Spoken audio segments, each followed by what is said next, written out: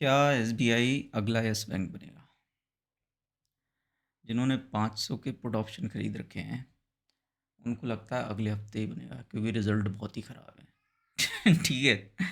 और जिन्होंने 600 के कॉल ऑप्शन खरीद रखे हैं, उन्हें लगता है कि एसबीआई ने अदानी को इतने लोन्स दे रखे हैं भर भर के, और Adani is fourth richest man in the world, तो मुझे रिच बनने से कौन रोक सकता है, वो भी अगले हफ्ते।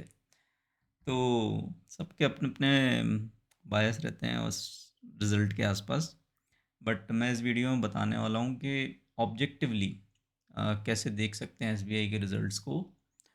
और जो मैं बताने वाला हूँ उसके बारे में शायद ही कोई बात करता होगा। ठीक है।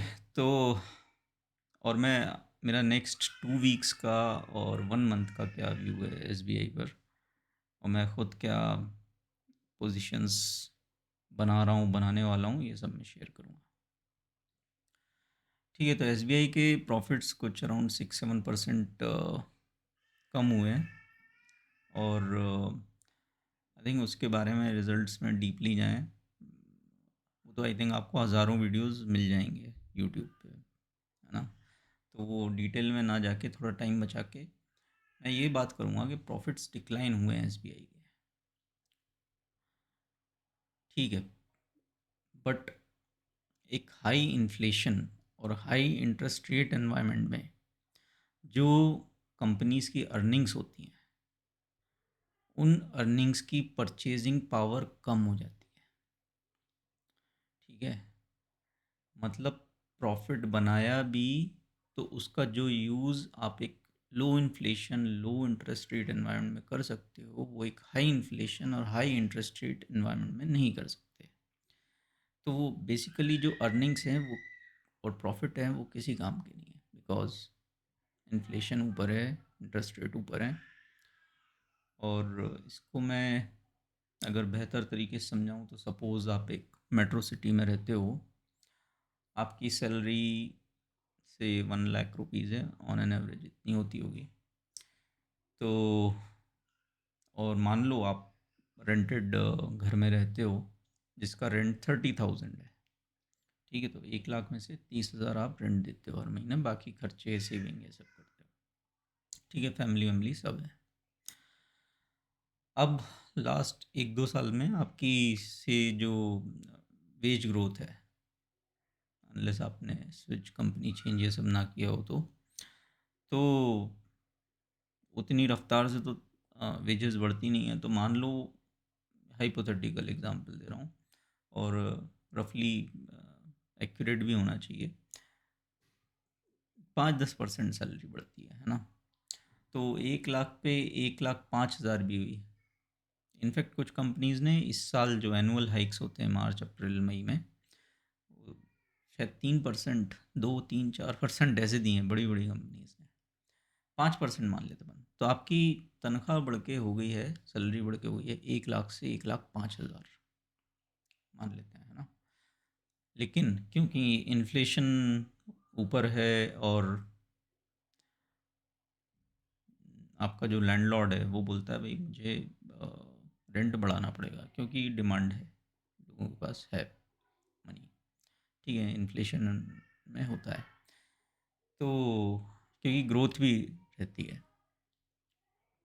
ठीक है। Both goes hand in hand unless inflation goes out of hand. So anyways आपका लैंडलॉर्ड बोलता है कि भाई अभी 30 से मैं 35,000 कर रहा हूँ। ठीक है। ठीक है। तो आपका जो प्रॉफिट हुआ, ठीक है, जैसे एसबीआई को प्रॉफिट्स हुए, आपका जो वेज ग्रोथ हुई या प्रॉफिट्स हुए वो 5,000, बट आपका रेंट ऑलरेडी 5,000 बढ़ गया। आपका जो ट्रैवल है, बच्चों के स्कूल की फ़ीस है, ग्रॉसरीज़ हैं, क्या ये सब पेट्रोल डीजल महंगा होने से जो भी ट्रैवल है, ठीक है, और भी बहुत सारी चीज़ें सब महंगी हो गई, है ना। सब सब चीज़ें महंगी हो गई। तो क्या वो आपकी 5,000 की जो हाइक, मतलब 5% हाइक, एक हाई इन्फ्लेशन, और ये बताना भूल गया कि आप पे लोन है तो आपकी ईएमआईज़ भी अब बढ़ रही हैं, ठीक है, क्योंकि इंटरेस्ट रेट बढ़ा रहा है आरबीआई। ठीक है, तो आपके सारे खर्चे बढ़ गए और आपकी ईएमआईज़ बढ़ गई। तो क्या वो जो 5% आपकी सैलरी ग्रोथ हुई, वो इन्फ्लेशन को काउंटर कर पा रही है? जो आपकी परचेजिंग पावर है, वो 5,000 एक्स्ट्रा जो आपको मिल रहा है, वो तो कोई किसी काम की नहीं है। उतना तो आपके रेंट बढ़ गए, उतनी आपकी ईएमआई बढ़ गई, उतने आपके सारे ग्रोसरीज बिल सब बढ़ गए। सो एक हाई इन्फ्लेशन एनवायरनमेंट में ये एज ए इंडिविजुअल बता रहा हूँ डिटेल, यही और ऊपर लेवल पे जाओ कॉरपोरेट, वो तो डेब्ट में है, मतलब उधारी लेके बैठे हैं। ठीक है, Adani is the biggest example. तो उनके लेवल पे यही प्रॉब्लम 100 गुना ज़्यादा है। ठीक है, और बिग कॉर्पोरेट हाउसेस उनके लेवल पे यही प्रॉब्लम 1000 गुना ज़्यादा है, इसीलिए इंटरेस्ट रेट बढ़ाने को इतना बड़ा हवा मानते हैं। ठीक है, क्योंकि ये जो कंपनी की अर्निंग्स है, प्रॉफिट है, इनकी परचेजिंग पावर डिमिनिश हो जाती है। ठीक है, किसी काम की नहीं है वो प्रॉफिट। सो इसीलिए ऐसा होता है कि हाई इंटरेस्ट एनवायरनमेंट और हाई इन्फ्लेशन एनवायरनमेंट में कंपनीज अगर प्रॉफिट अच्छा दिखाएं भी, तो भी स्टॉक की धुलाई होती है। ऑब्वियसली एक्सेप्शंस रहते हैं, स्पेशली इंडियन मार्केट में इतनी इतनी डम मनी है कि एफ आई आई इसको ऐसे बार बार 18,000 पे एग्जिट मिल रहा है, बार बार। ठीक है, थोड़ा सा वो भी बाय कर लेते हैं सपोर्ट करके अभी जैसे कर रहे हैं, ऐसे ही अप्रैल में भी बाइंग फिगर थे एफ आई आई के, ऐसे ही जनवरी में भी बाइंग फिगर थे जस्ट टॉप के आसपास, ताकि पब्लिक सेंटिमेंट बुलिश रहे। अक्टूबर में भी हाई इसके आसपास एकदम बाइंग फिगर्स आते थे, पब्लिक बोलती थी एफ आई आईज अब बायर, अब तो है ना। और क्या हुआ उनको बताइए। तो so basically S B I ने प्रॉफिट डिक्लाइन हुआ है। सो इवन प्रॉफिट करते तो भी धुलाई तो होनी थी, क्योंकि हम एक हाई इन्फ्लेशन एनवायरनमेंट में, हाई इंटरेस्ट रेट एनवायरनमेंट में, तो परचेजिंग पावर चाहे एस बी आई हो या कोई भी कंपनी, इनकी वैसे ही कम होनी है। प्रॉफिट दिखाएं दिखाएं तो भी धुलाई होनी है, और प्रॉफिट कम है हो रहा है या लॉस दिखाएं तो भी होनी है, बस टाइमिंग कोई नहीं कर सकता। ठीक है, इसलिए मंडे को क्या होगा, कल को क्या होगा, ये तो कोई बल्लम नहीं बता सकता। कल हो सकता है एस बी आई फ्लैट खुले, थोड़ा ऊपर जाए, बकरे फंसाए, फिर नीचे आए, या ऐसा गैप डाउन खुले कि लोगों ने सपने में भी नहीं सोचा होगा। ठीक है, या फ्लैट हो गए वहीं में घूमता रहे। Any thing is possible. कल क्या होगा किसी बल्लम को नहीं पता। ठीक है ठीक है, तो मेरा जो व्यू है, अगले 2 हफ्ते में, मतलब अगस्त एक्सपायरी तक, एस बी आई जहाँ पर भी है अभी, I think all time high के पास ही है, 540 550, यहाँ से 10% नीचे कम से कम। और अगले महीने तक यहाँ से 15-20% नीचे आराम से मुझे दिखता है। ठीक है, उसका एक रीज़न और ये भी है कि आप जितने भी मार्केट टॉप्स देखोगे, सबसे आखिरी में रिटेलर्स भागते हैं। ठीक है, जब बढ़ चुका होता है ना मार्केट, 15-200 पे सब रिसेशन के आर्टिकल पढ़ रहे थे, है ना, अचानक से वो अभी एस बी आई पे 600 के टारगेट दे रहे हैं, या जो भी बुलिश हो गए। तो रिटेलर्स हमेशा एक बुल मार्केट में या बाउंसेस में या रैलीज में लास्ट में पार्टिसिपेट करता है, और उनके पार्टिसिपेशन का इंडिकेशन हमें मिलता है जो हाई बीटा स्टॉक्स हैं, जहाँ क्विक इजी मनी, जो वोलेटाइल स्टॉक्स होते हैं, वहाँ पे उन्हें दिखती है, या जो गवर्नमेंट ऑन्ड कंपनीज हैं, जहाँ उन्हें सिक्योरिटी सेफ्टी दिखती है, वहाँ पैसा आता है रिटेलर्स का। और जितने भी टॉप्स आप उठा के देख लो, S B I, bank of Baroda, Canara bank, Punjab bank, जो भी ये सब हैं, ये सबसे आखिरी में ही भागते हैं। ठीक है, पी एस यू बैंक का चार्ट और निफ्टी का चार्ट कंपेयर करो। अभी मैं करूँगा तो वीडियो लंबा हो जाएगा, बट इतना सा होमवर्क खुद करो, तो देखो कि ये यही क्यों हमेशा लास्ट में भागते हैं, क्योंकि पब्लिक आखिरी में रैली कैच करती है। तो जिस हिसाब से एस बी आई भागा है एक महीने में, लास्ट एक महीने में, तो मुझे तो अच्छा खासा रिस्क रिवॉर्ड दिख रहा है। और मैं ये बता दूं कि भाई, मैं 2 दिन 4 दिन अगले हफ्ते यस बैंक बन जाएगा या अगले हफ्ते, ये सब मैं नहीं करता, है ना। तो मेरा, मैं दूर का सोचता हूँ और बड़ा सोचता हूँ। फॉर एग्ज़ाम्पल, जब हिंडाल को भाग रहा था 600 के ऊपर, है ना। टेक महिंद्रा 1800 के ऊपर, इन्फोसिस 1900 के ऊपर, ठीक है, और जिंदल स्टील 540 550। ये स्टॉक्स मैं तब से शॉर्ट कर रहा हूँ, 6 8 महीने हो गए, और हर महीने शॉर्ट करता हूँ, ठीक है। 8 महीने से मेरे शॉर्ट्स रोल ओवर हो रहे हैं, और इतना दे चुके हैं ये कि फर्क ही नहीं पड़ता, ठीक है।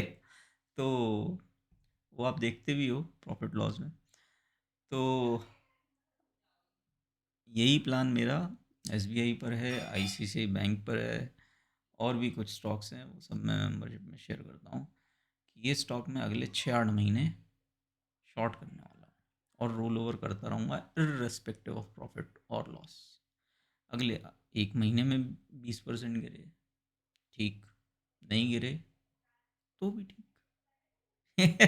अपन मोह माया से ऊपर है भाई, ठीक है। अपने को, मेरा एटीट्यूड ये रहता है, मुझे जल्दी प्रॉफिट नहीं चाहिए, छोटा प्रॉफिट नहीं चाहिए, मुझे बड़ा प्रॉफिट चाहिए, and I am willing to wait. होने तो ये लड़ाई कुत्ता बिल्ली वाली, 500 का पुट और 600 का कॉल, दोनों को ख़त्म होना है। ठीक है, एक आध की किस्मत चमक गई तो एक आध बार लॉटरी लग जाती है, बट ये सब आउट हो जाए उसके बाद सही गेम होगा। तो ये मेरा व्यू है। नेक्स्ट 1 to 2 मंथ्स मुझे यहाँ पर एस बी आई 20% तक नीचे दिखता है, जो प्रीवियस लोज हैं वहाँ कहीं के आसपास आना चाहिए। आई थिंक ट्विटर पे मैंने आज से 6 महीने पहले, एग्जैक्ट याद नहीं है, 520 के आसपास शॉर्ट किया था, पब्लिकली एस बी आई का मैंने अपना ट्रेड दिखाया था, और ट्विटर पे, है ना, और मेंबर्स में तो मैं बताता ही हूँ। उसके बाद से एस बी आई 410 या 420 के आसपास तक गया था, मैंने 430 के आसपास प्रॉफिट बुक कर लिया था, ठीक है। उसके बाद अ, जो भी है थोड़ा बहुत हेज्ड पोजीशन ये वो रही, बट वो बहुत तगड़ा प्रॉफिट कर लिया था, ठीक है। तो देखते हैं कल जो भी ऊपर अगर ओपन होता है तो और अच्छा रिस्क रिवॉर्ड मिलेगा, बट मैं 1 महीने या 1 हफ्ते के लिए ट्रेड नहीं कर रहा, मैं एसबीआई को शॉर्ट करने वाला हूँ, और क्योंकि मेरा व्यू है कि रिसेशन आने वाला है और इन्फ्लेशन बढ़ते रहना है, इन्फ्लेशन से डिसइन्फ्लेशन हो सकता है, डिफ्लेशन का भी चांसेस नहीं है, ठीक है। इसके बारे में मैं अलग वीडियो बनाऊंगा, या मेंबरशिप में तो मैं शेयर करता ही रहता हूँ। तो रिसेशन आएगा, ये सब तो आगे कंडीशंस अच्छी नहीं होने वाली है, और सबसे ज़्यादा धुलाई आप देख लो करेक्शन में सबसे ज़्यादा होती है पीएसयू बैंक्स की, ठीक है भाई। तो S B I will be one of my big shots, but not with छोटा व्यू, है ना। सितंबर अक्टूबर नवंबर या लेटर मैं शॉर्ट करते रहूँगा, ठीक है। बड़ा पैसा ऐसे ही आता है, कोई ईजी मनी होती नहीं है स्टॉक मार्केट में, ठीक है यार। तो ये शेयर करो, क्योंकि इस वीडियो में मैंने जो बताया परचेजिंग पावर के बारे में, कंपनीज की जो अर्निंग्स और प्रॉफिट्स होते हैं, इनका परचेजिंग पावर एक high inflation high interest rate environment में बहुत ना के बराबर रहता है ना। सो ये कोई बताएगा नहीं, इसीलिए आप देखते होगे कि प्रॉफिट करने के बाद भी कई कंपनीज के स्टॉक्स की धुलाई होती है, बिकॉज उससे वो अपना बिजनेस एक्सपैंड नहीं कर सकते, जितना प्रॉफिट कर रहे हैं उससे ज़्यादा तो उनके खर्चे बढ़ रहे हैं, जैसे मैंने एग्जांपल दिया आपका, ठीक है,